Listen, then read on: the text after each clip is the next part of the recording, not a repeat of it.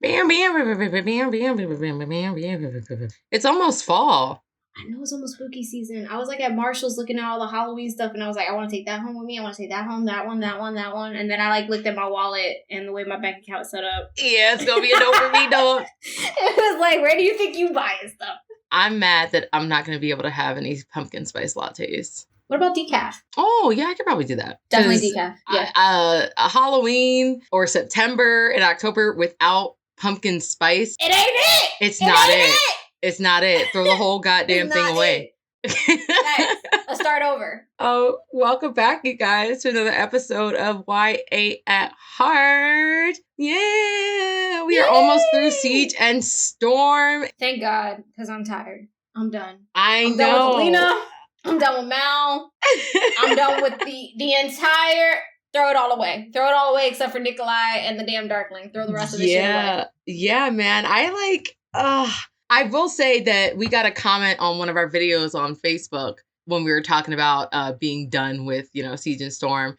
And they were saying, but just wait till you get to the end. You're going to want to continue. You're going to go right into Ruin and Rising. And I'm like, all right, I'll take you for your word, because I've heard a couple of people say that before. But right now, the way it's looking right now. That is sounding very much like a Sarah J. Maas promise. And if I don't get the type of excitement I got in the last one, I don't want it. You're putting this on a very high pedestal. So we established that it is a foundation that we are now going to judge a lot of books by, and I'm telling you, if you tell me, but wait till last chapter, it don't get good till last chapter, I'm gonna hold you to that, and if not, I'm roasting your ass. Holding your feet to the fire. That's all I'm saying. Speaking of social media, don't forget to follow us on Instagram and TikTok, YA at Heart Podcast, and on Twitter, YA at Heart Pod. And don't forget to rate and review the podcast if you love us and want us to continue. We take all forms of high praise and flattery. No, but seriously though, pump my ego up, please. I was going to be like, that should keep me moving. Keep going. That's like when they're clapping, they're like, oh no, stop. Why'd you stop? Right, keep going. What are you doing? Yes. So without further ado, let's go ahead and jump into the first chapter for this episode, chapter 15. We open up with a Grisha gathering of the minds. I don't know how I felt about this meeting. Neither do I. It didn't have enough urgency for me. Facts. And they were still squabbling about, people being there. Petty shit. Yes. Petty shit. Yes. And I'm like, bruh, none of this matters. The Darkling is coming to kill you all. Could you just get over it, please? Thank you. That was my thought process too, as I was like reading this chapter and reading like this like gathering or this meeting that they do. And I was just like, y'all are still being pissy and stupid about who you're sitting next to, who's in this meeting, what's going on. I was like, can y'all just put shit aside and understand, look, I might not like you, but I'm going to tolerate you because we have to put on a strong front or whatever because the Darkling's coming and like we got to work together to make this shit work. Thank you. It's like it doesn't matter who you like or who you don't like. You all still bleed the same color, bro. And he has no problems with wiping all of y'all off the map. So just cutting y'all left and right. Just get to it, y'all. Like, just your priorities are all over the fucking place. The people that are in on this meeting, though, is like David, Zoya, I believe Sergey's in here. Mm-hmm. Fadior, I think. Yeah. And granted, I did say the last episode that I would like for her to spend more time with these other people instead of just Mal. So I am getting that. But I want everybody, not that I want everybody to get along, but like, I'm just kind of like, all right, guys, like the squabbling for the little shit just isn't it. I wanted to point out that David being in this meeting is a big deal because when Alina saw him the first time at the Little Palace, he like would not make eye contact with her. This time, he's kind of still avoiding her. But the topic comes up about the Darkling's power and how to summon the Shadow Army. He says it's called Merzost, I think. Yeah. And he also cautiously looks at Alina's collar and looks away at the same time. So now we're like, okay, if the Darkling is an amplifier himself and he can summon those shadow monsters, her having one of the most powerful amplifiers, can she summon Can she summon? Can she summon soldiers of the light, she calls it. That would be very interesting. But, like, that would be I would... Please let that be in the last chapter. She just summoning people left and right. That would be really, really awesome, because it wouldn't just be like, her harnessing the power of the sun, but she'd be able to transform it into living, breathing things like the Darkling was able to.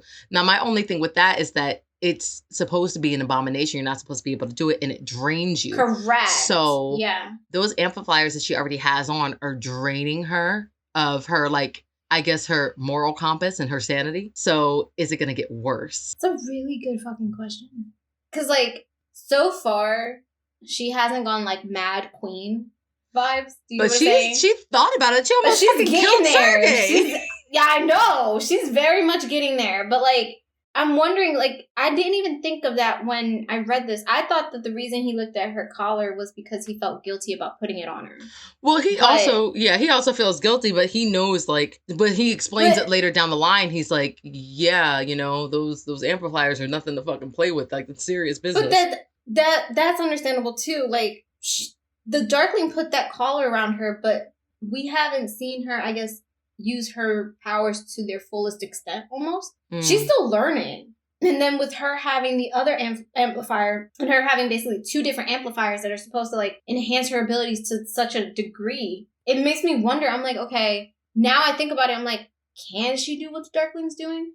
Can she, like, somehow, because she's the only sun summoner ever in I don't know how many years. She's the only one currently, and, like, she's supposed to be this big, badass Grisha.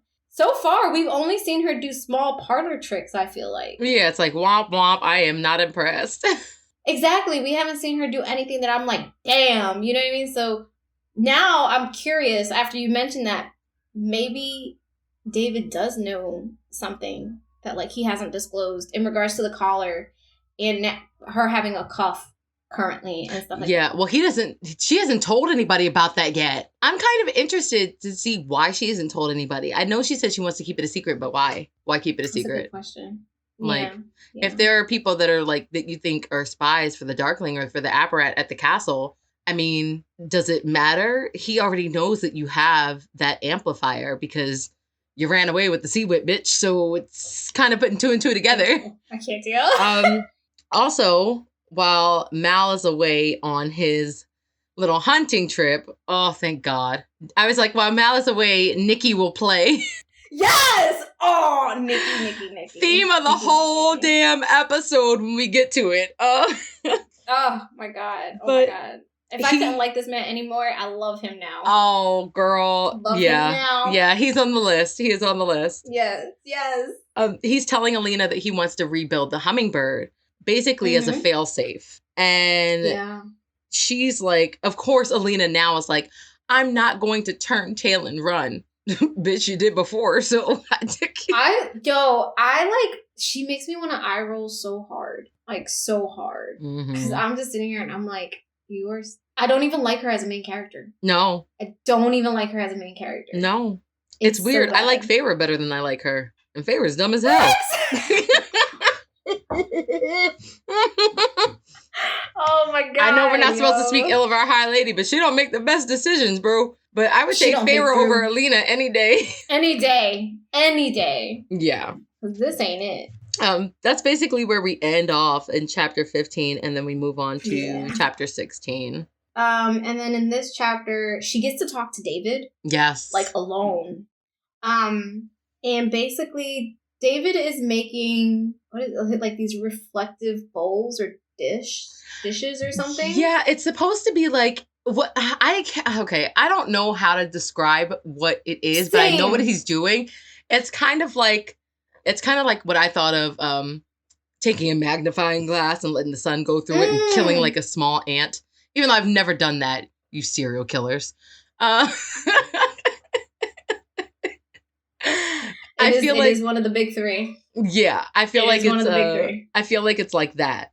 Like, her light, when it passes through these dishes or reflects off of these dishes, will be able to... It's magnified. It's magnified and it spreads over everything. Like, it gives it a direct focus. Right. So basically she gets to talk to David.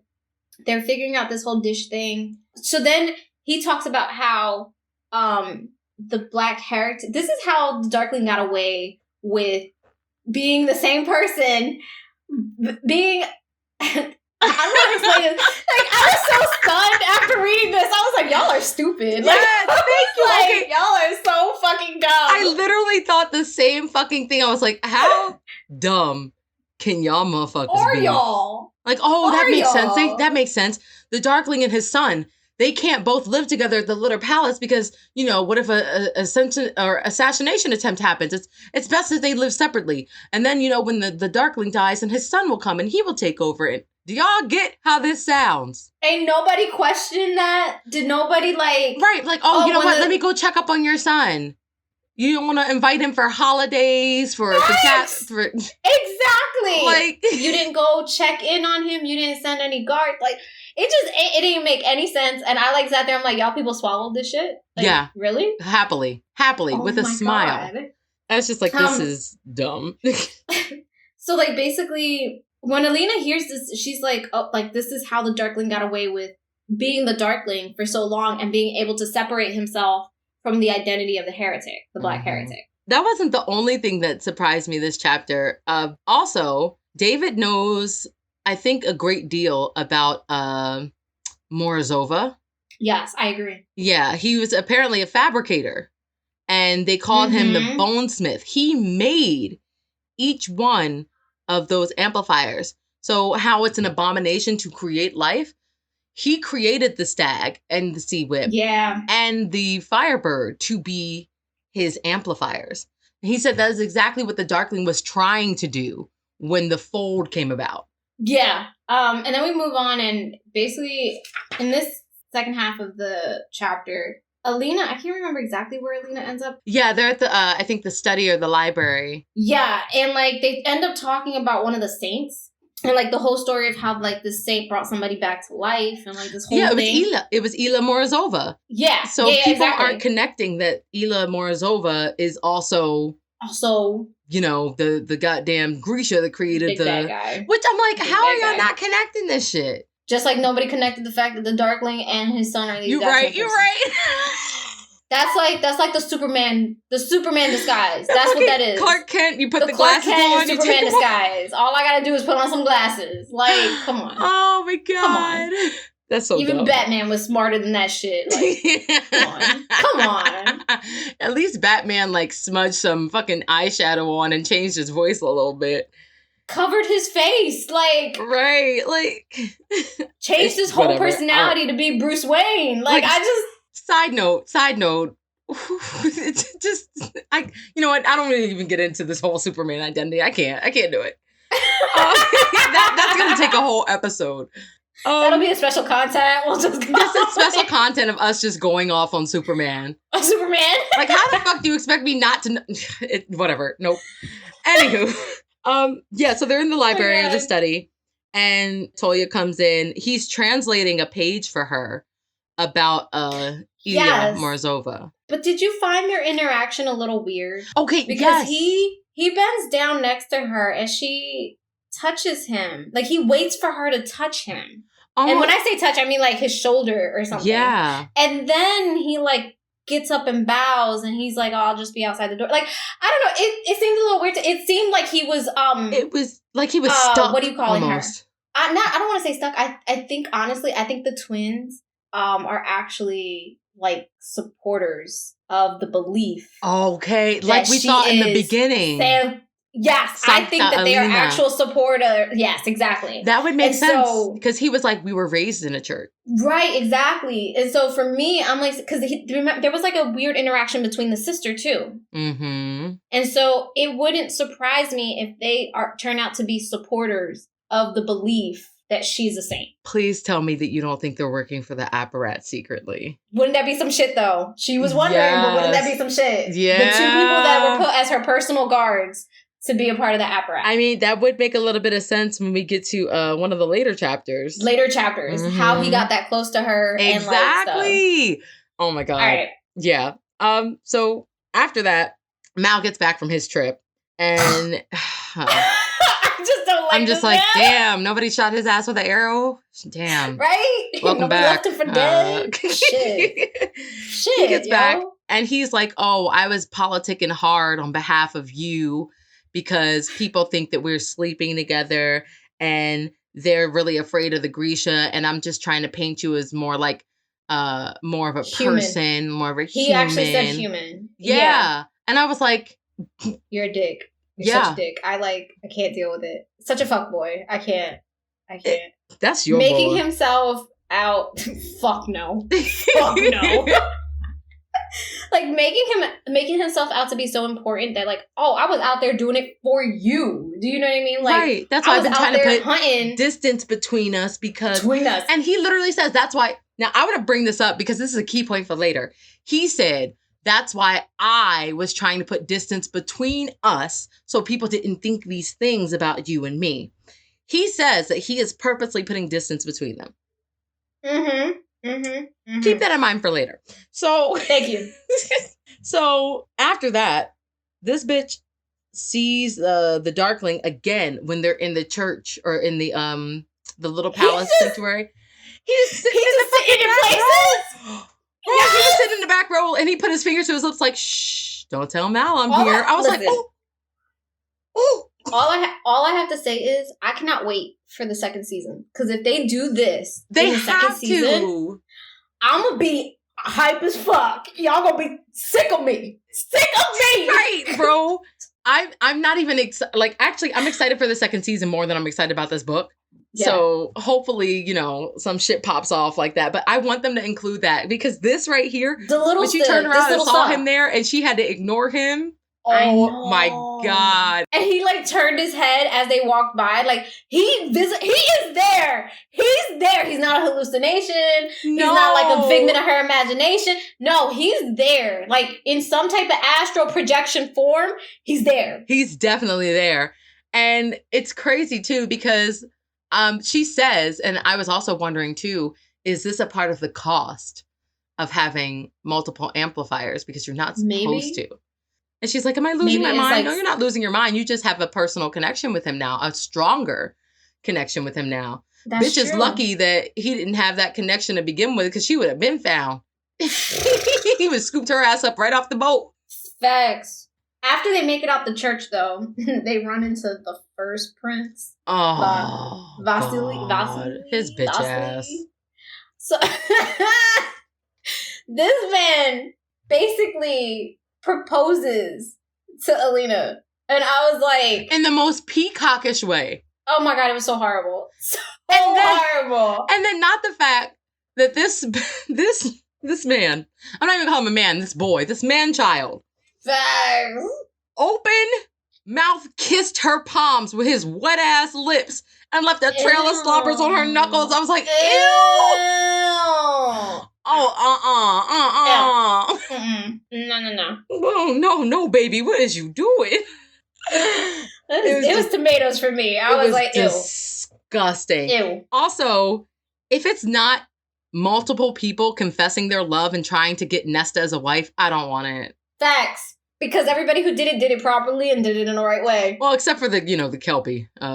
Oh no, I don't count that one. Okay, good. Don't count but that one. But I do count Eris and that one villain from the prison. What was his name? Oh yeah, Lanthus. Yes. Mm-hmm. When this man showed up and he just gave her that whole flash of this is what I can do for you. And I was like, oh my God. Oh my God. Yeah. For Alina, all of these half-assed proposals and wet knuckle kisses and no. It's also the way he did it, because he did it in a way of saying you were so beneath me and you've risen to my level, you've risen high, but you could be at more. my level, right? If we get married, fuck you. Only I can make you queen. She's like, bitch, I don't want to be queen. I don't even want to be here. There's a whole nother brother. There's a whole nother brother that can make me queen. We just gotta sit your ass somewhere else, fly you off a cliff. Right, we just gotta quick off Cersei Lannister you, and I'll be up there if I want to be up there, bro. Thanks. So that moves us into chapter 17. Plans are being made for the battle, and people are getting a little bit more hopeful about winning against the Darkling. Yes. Also, Vasily's bitch ass is back again, not by popular demand. He just cannot sit his ass still. He sees Nikki doing all of these things with the Grisha, making these plans and being a actual king. And he's like, he has FOMO. He's like, well, I want to help too. The king himself doesn't sit in on these meetings. So in reality, the people who are running the country are just his advisors, not the king himself. Yeah. And this is why it was so easy for the Darkling and the Apparat to fucking pull strings and do what they were doing, because the king is absent. He's an absentee king. He's there physically, but he's not there where he really needs to be mentally and stuff. He's only there to try to dick down servants and throw balls and parades and shit. Exactly. He just wants to benefit and not actually do any of the hard work. Whereas Nikki is like, nah, I'm going to sit and do the hard work. And I'm going to make them like me. Because and he like cares actually about cares the country. about the country. There's a whole difference. So, yeah, Vasily or whatever. He's like showing up to these meetings to spite Nikki. Yeah. That's really what it is. Like, he's showing up to these meetings to be like, oh, no. I'm the actual heir. I'm the firstborn. I'm here. Bruh, Alina was like, I have never heard somebody speak so much about absolutely nothing. Nothing. Correct. It's like, she's like, it's crazy. Also, when the work actually does become like harder, when the workload becomes tougher, when the workload becomes tougher, he wants to pass it off to somebody else. Like at one point, one of the meetings, he was sleeping in bed and Nikki went upstairs and was like, no, get your ass up. We can't do this without you. Thanks. You're seeing how much work this is, don't you? Maybe you shouldn't be fit to rule. Something else, though, is that Nikki is in with like with David and them. He's actually working in those. So like to me, I'm like sitting there, I'm like, this is the man that should be ruling. Like he's sitting in with the Grisha. He learned the language. He can speak the small science. He's figuring shit out. Like he's sitting in during those meetings with Alina, and like he's figuring out ways like escape routes for people if need be in case stuff doesn't happen. And see, everybody's getting to see that now. Everybody at the palace, all of the servants, even if the advisors are still like refusing to back him up, all of the people across the country and then the people at the little palace and the people at the actual palace are realizing he's trying to do something. So if Vasily really wants that fucking seat, the people might actually stage a coup against him and give it to Nikki, which I'd be absolutely fine with. I'd also be fine with Alina sitting on the throne if she wasn't so dumb. If she was just a little, just a tad bit smart. Just a little smarter. Common sense. Yeah. Yeah. So other things that happen in this chapter is Bodkin isn't staying. He's going to go with the kids to the orphanage. That's where they send all the children. I miss Bodkin. Even though we only get like a smidgen of his character there. He's like taught little girl to fight. Still can whoop little girl's ass. And she's like, all right, I'm leaving. Thanks. Yes. And I was like, this is true. You could probably still whip her ass. Oh yeah, absolutely. Then something else that happens is Mal is also training. Like she goes into the training grounds. That's where she finds Bakken. And so like Mal is also training, but Zoya is watching from a distance. Bro, not Zoya right behind Alina saying, you'll let me know when you're done with him, won't you? I was like, oh. I was like, that's what we do now? That's what I told you this bitch. I told you this bitch did not like this bitch. I told you. When she came back, she's like, I support the Sun Summer. Fuck you, bitch. I don't believe a word you say. After reading this, though, I'm like, yes, please. Take him. I'm like, take him. Please. Yeah, that is true. I don't like Zoya, but at this point, she can have Mal. Yeah. Facts. But she does say she didn't know the Darkling was planning to destroy the city or whatever it was. And she had an aunt there and a niece. Yeah. And she was like, if I had known prior, I could have given them warning. She doesn't have anywhere else to go. And she's also mad at the Darkling for killing her family. And it's crazy because she's like, I don't give a fuck about the rest of that town. But my aunt and my niece were there and they did not deserve that. I'm like, so did the other people that were there deserve? I see where you're going with this, but Zoya, I mean, she's a morally great character, guys. She's a morally great character. I guess. But Alina actually takes pleasure in making her squirm. Because at one point, Alina's like, then just leave. And she's like, are you telling me that I have to vacate the premises, that I can no longer stay here? And she's worried because, again, she has nowhere else to go. And Alina's like, yeah, let her sweat a little bit. Let her fucking feel some of that she broke her rib. uncertainty. Well, yeah. And she finally tells Mal afterwards, because Zoya tries to recover like, and then she "What?" walks away. And Mal's like, why are you being so mean to her? She broke my fucking ribs, Mal. And he's And then like, he tries to talk about what they did back when they first met. I'm like, dude, stop. oh my God. You know what? No, she needs to hear it. She needs to hear it. I'm like, don't nobody want to know, man. No, she needs to hear it. So then Mal mentions a party that he's going to at Stupid. Grizicki, I guess is how you say it. Grizicki. This man's name is the Pickle King. That's it. It's the Pickle King. He's the Pickle King. But Mal says that he's going to a party for the Pickle King, that he basically persuades Alina to go with him by saying, like, you know, it's just for a couple hours, just like come away with me, like that type of thing. And her dumbass decides, okay, yeah. So we move on to chapter 18. Bro, of course they get to this party. And they are like dressed up in a disguise. But of course a fucking fight breaks out. Because why wouldn't it? Why wouldn't it? And it turns out, oh my God, this fight was staged as a distraction because Mal is over in the backyard helping somebody who was stuck under the table. Tamar went further ahead to like make sure that they were going to be safe, and then ends up like disappearing. Which, by the way, convenient. Okay, so when we get like, this is all that I'm saying. Like, the Apparat shows up. This whole shit was staged so that the Apparat could have alone time with Alina. And he ends up like talking to her and basically insinuating that he knows way more than they think he knows, that he actually might know where the journals are. But wait, before he even showed up, Alina was like, I could smell his mildewy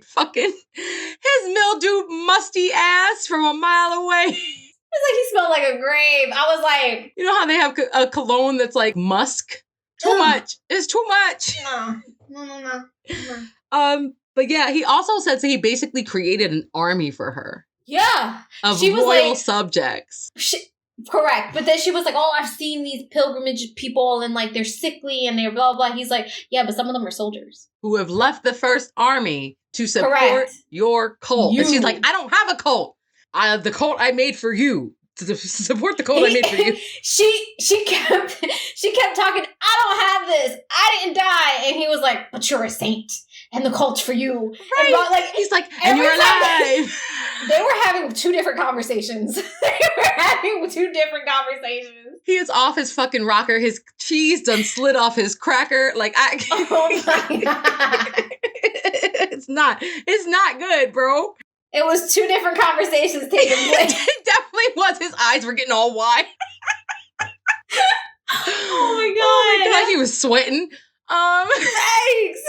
But anywho, he does disappear because Mal runs up and he's like, Alina. And then Tamar shows up from wherever the fuck she was. She's like, oh, I'm so sorry. I let him get away. Like, suspicious. It's to me, thank you. Like, I honestly think her and her brother believe that, like, Alina really is a saint. Mm-hmm. And, like, that's the reason behind their weird behavior. That's the reason why they're so protective of her. That's the reason why, you know what I mean? Like, they're like, they take their job super serious. Like, I think that they are definitely, they have a different agenda, or they're covering up something. I think so too. And I wouldn't be surprised if that were the case. Yeah. Also, Mal and Alina get into an argument because Alina's like, I didn't ask you to chase him away. Didn't you hear what I said? He knows where the journals are. He's like, I was just trying to protect you. And here's where she says it. I don't need your protection.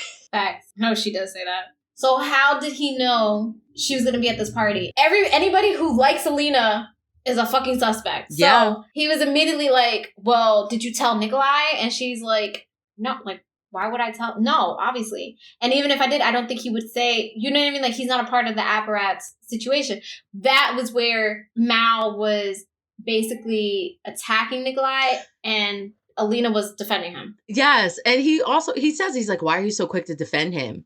And she's like, why are you so quick to judge him? Like, because he's a better man than you. Exactly. Because you're insecure, because you know that you are not worthy, because you ain't about shit, because you are a man whore, because the list goes on. Oh my God, for real. And then we move on into, because this last little bit of this chapter, okay. Bro. So then I was for it. I was so for it. I was like, yes. I was laughing. At the same time that I was pissed at Mal, I was laughing hysterically. Same. Okay, so basically, they end up back at the little palace, and Mal and Alina end up in her room, and like Mal is making a point of saying, this is like the first time they've been truly alone together, and like he misses her, and she's like, I miss you too. And then he's like trying to be like, we should spend time together, like come to target practice with me, you know what I mean, like that type of thing, like basically trying to get her to get out of her royal duties almost. She's like, I'm not like other Grecias, like I'm trying to tell you that, right? And it's just they're going back and forth, and it's very much like it's not working. I know it's supposed to be a really like, oh, cutesy moment, and like, oh my god, they're obviously very in love with each other, or like oh no, the miscommunication trope. I don't give a fuck. They don't belong together. Facts. No, and I feel like this conversation they had in this moment proved that. Proved that so hard. Yeah. That I was like we said earlier, he's the one that said, I've been trying to put some distance between us. And then he goes ahead and blames Nikolai for letting him distance himself from Alina. And I'm like, bitch, what? The fuck? What? Okay, so this is what goes down. Mal moves in to kiss Alina, right? And he actually kisses her, okay? And when Alina's eyes are open, she sees the Darkling out of the corner of her eye. And immediately, what does the Darkling say? The Darkling... He says something to her. I don't remember what he says to her, but he says some sly shit, and her body goes stiff as a board. Tell him you think about me. Oh, yes! When you're with him. Yes! I was like, yo! I was like, there he is. There's my Darkling. Yes, and then she goes really stiff, and Mal's like, oh, I see. You don't want me anymore. And that starts off that whole argument. He's like, this is Nikolai's doing. I should have never let him push us apart. First of all, you already been into pushing yourself apart from her, so let's start there. And then secondly, he's like, oh, don't worry. I've kissed a lot of girls to know what it feels like when a girl doesn't want to be kissed, and it won't happen again. You're a fucking insecure piece of shit. And the fact that you dug into her like that, knowing that she's insecure about you being with other people, fuck you. Fuck you. It is also being like, because she's like, we came to Ravka to help type of stuff. And he's like, no. You came to Ravka to help. I didn't want to do anything. Right. Okay. Right. Then he has the audacity to be like, something along the lines of like, I came here for you. Like, you're my flag. You're my nation. But like, then it goes into that whole thing where he's like, is it Nikolai? Like, he's been wedging himself between us. And like, I let him do that hoping that you would turn around and tell them all to go to hell and choose me. Right. Like, I was like, if there's one thing I'm not fitting to do, it's beg, sweetie. Don't. That's going to be a no. Facts. It's a no for me. He's been on his fucking myriad for like the whole book. So another thing was when Mal pulls away after the kiss, and is like in his little tirade of like, upset. When he says you should have stopped me, like you should have told me type of stuff. The Darkling that she sees in the corner, he's like, don't feel too bad, Tracker. All men can be made fools. I was like, oh no. Well, I should have the sadness and the heartache that I should have felt for Mal with his whole situation. I felt for the Darkling in that one sentence. Oh my god! I did too. I was like, oh no, Darkling. Now he's not listening to Lemonade. He's listening to Adele. Yes, that's what stage he is now. But I set fire. What song would he be listening to? It could have had it all. That's him singing in his little compound right now because he can't go back to the little palace. Yeah, and like when Mal mentions Nikolai, immediately the Darkling, the vision of the Darkling that she sees is like, oh, another, like, I forget what it's called. Oakstraktia or something? Something like that. But like basically what he's saying, boy or something. Yeah, basically what he's saying is like, oh, another human, like a regular mortal, another regular joke. Like right, another muggle, like, are you serious? Right. Type of thing. And I'm just like, oh. So as this snowball effect is happening and like Mal is going into a tirade or whatever, this is when she decides, I have to tell him about the Darkling. Finally. He immediately is like, I don't want to hear about the Darkling. I don't want to hear about the amplifiers. Like, I'm fucking done. I'm done. So he like rushes out, dramatic ass queen that he is. Facts, exactly. So like he ends up leaving, and once he closes the door, Alina's just like, in her head, she's like, I can fix this. And the Darkling, he kisses her on the cheek. I can't wait for Ben Barnes to portray all this. Bruh, my 2 thoughts for this chapter. 1, Mal reverting back to the fuckboy that he has always been. We knew that was simmering under the surface. We knew that was going to come out. It was only a matter point. of time. Exactly. And number 2, not the Darkling popping up like Luke. Yo. Oh my God, yes! Whenever and wherever.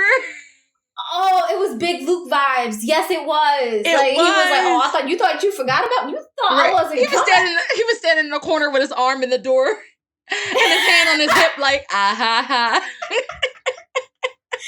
It's our anniversary, baby. Right.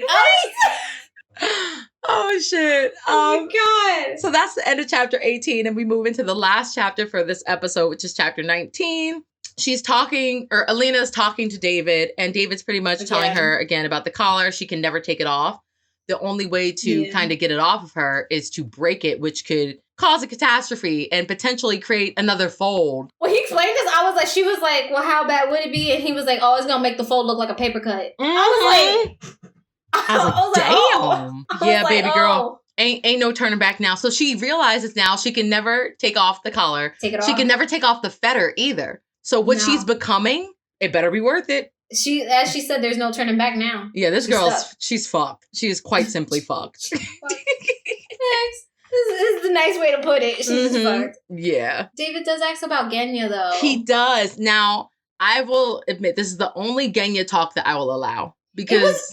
but he obviously loved Genya. Well, yeah. And so he just wanted to make sure that she was okay, and that was why he was asking about her. She says, I think she stayed out of obligation almost. Like, she just felt like she needed to stay.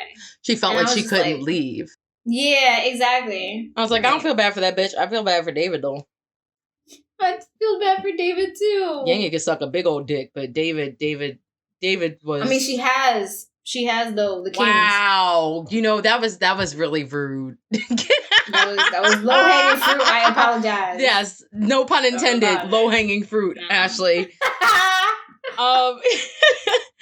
So, at this point in the chapter as well, I don't have any other nicknames for Vasily but bitch ass. He's not... God. Yeah. He's not giving up the charade that he really isn't. That he cares. Very, very little. He cares very little. And also, none of the advisors are taking this seriously. They're like, oh, well, the Darkling can be reckoned with.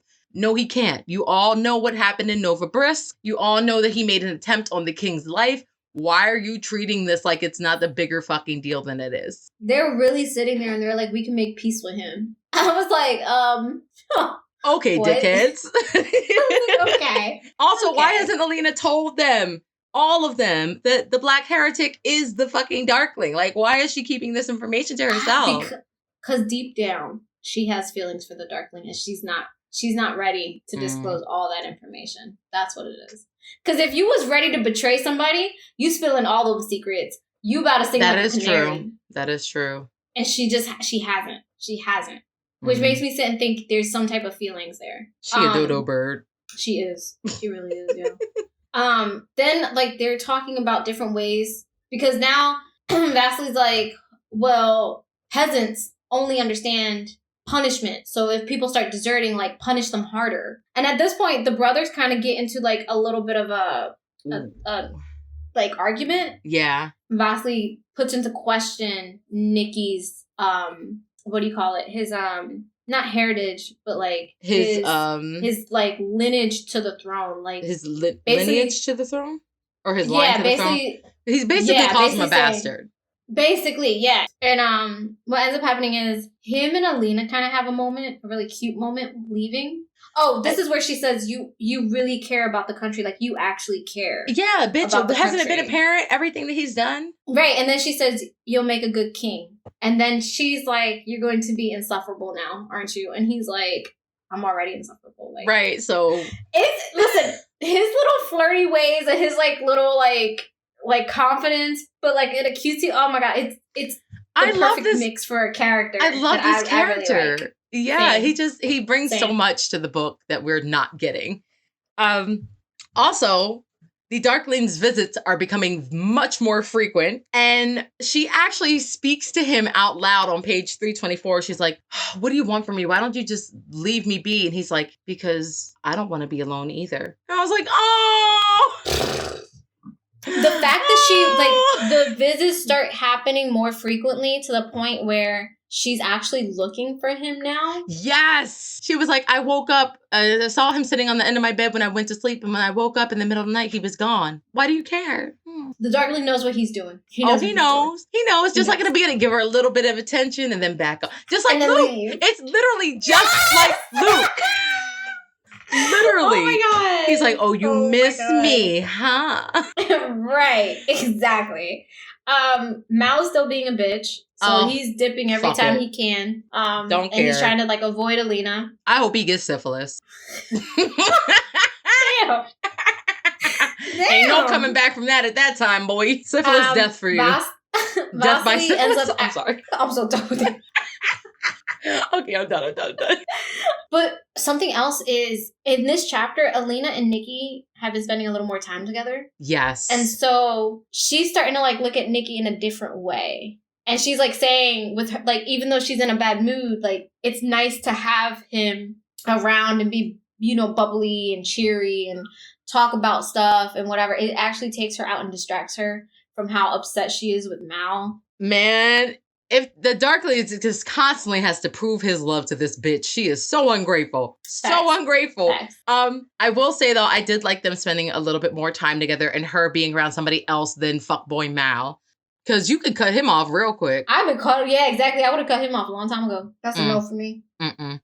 So after like they figured the dish out or whatever, she runs into Mal, and her and Nikolai end up having like this cute, soft moment, and he tells her, "I want to kiss you." Yes. And when he says that, she like sits there. She's like, "Oh, okay." Right, and she's kind of considering it. Facts, yeah, she's actually considering it. And then he says, "I want to kiss you, but I won't. Not until you're thinking of me instead of trying to forget him." Thank you. And I was like, yes. Thank you. Hold on. Let me give him his snaps. Facts. Yes. Facts. But then, so that was to me, that was the appropriate response. Yeah. He knew something was going down. Basically, I want you to want me to kiss you. I'm not here to be a fucking rebound baby. I'm the fucking Prince of Ravka. Like, exactly. The only higher that you can get to me is the Darkling. So it's not like I'm a fucking rebound shot. Like I'm the best there is. The best there ever will I'm be. the fucking best there is that ever will be, bitch. So basically, when he says that, I sat there. I was like, yes, this was the appropriate answer. I really like this. This made me like his character even more. This next line made me hate Alina. Yeah. Just a little bit more. Yeah. Because then when he responds to her like that, she basically gets upset and is embarrassed as she says, "At least I know you don't always say the right thing," because she felt like he should have just kissed her and took what she gave instead of being like, "No, I have a little more self-respect. Right. I want you to want me." It's crazy though, because she has no self-respect. Nobody want your crumbs. Nobody want your fucking Nobody crumbs. has... Or not nobody. She has no self-respect for herself, so she don't know what that feel like. She don't know what that is. That's so true. She don't know what that life is about. No, seriously. So she's just jumping from person to person trying to find her happiness. And baby girl, it's not with them. It's with you. It's not working. Yeah. And then most definitely with Mal. No, but you know what's really something else that we didn't talk about that was really consistent throughout all of the chapters we read was her saying she felt relief that she wasn't around Mal. Yeah. That she felt relief that he had like thrown himself into the other things that he was doing because she felt like it was one less person she had to worry about. Yep. If that's how you feel about the person that you supposedly like, maybe y'all shouldn't be together. Once again, I am once again telling you, you should not be together. Facts. No, seriously, those are not the emotions you should have with somebody you supposedly love so much. Right. You know what I mean? I don't know, man. It's just like she's stuck up on that childhood crush thing. And she's like, oh, it's so cute, childhood romance. And then we grow up and we weren't together, but then we got together through the traumatic circumstances. And bitch, let go of the fairy tale. Let go of the fairy tale. Can we call it what it is, though? Is the fact being that, like, dumb, he didn't think stupid, about you. Childish. He didn't think about you in that way until you became unavailable to him in that way. Yes! Oh my God, so annoying. And now that you're more important than him, he just can't stand it. That's another thing. He didn't, like, that's another thing. In this book, other men are giving you attention. Like, before, it was just the Darkling. Now, Nikki's also giving you attention. You're also getting attention from the other prince. You might not like it, but you are getting attention from another guy. From all the Grisha. And he's like, exactly. Oh, I don't like this. I liked it better when I was the only one giving you attention. Bitch, bye. But you weren't. But that's the thing, though. I like it better when when I was the only one giving you attention, but you weren't giving me attention. You were giving me crumbs. And happy that I would gladly sit there and gobble that shit up. Like, no. Like a little pigeon just up in there eating the little crumbs. Not a little pigeon. That's it. Like, yeah, it was the whole situation was trash for me, and I just I don't think anybody's gonna change my mind. I don't think that's ever gonna change. God no. I don't think that's ever gonna change. What I'm really hoping is by the end of this book he dies. Dead ass. That is, I'm telling you right now, that is the only way that we will probably move on to the next book. Hell yeah! If Mal dies, I will give the third book a chance.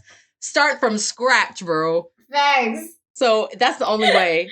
Speaking of end of the book, we are going to be finishing the book for this next episode coming up. Yeah.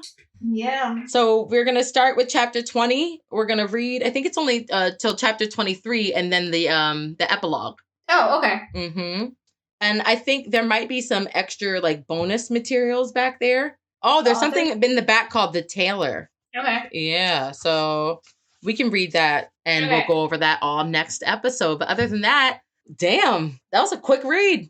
That was. With that being said, we hope you guys enjoyed this episode. Tune in next time to listen to the ending of Siege and Storm. Hope you guys enjoyed. Always stay YA at heart. Bye. Bye.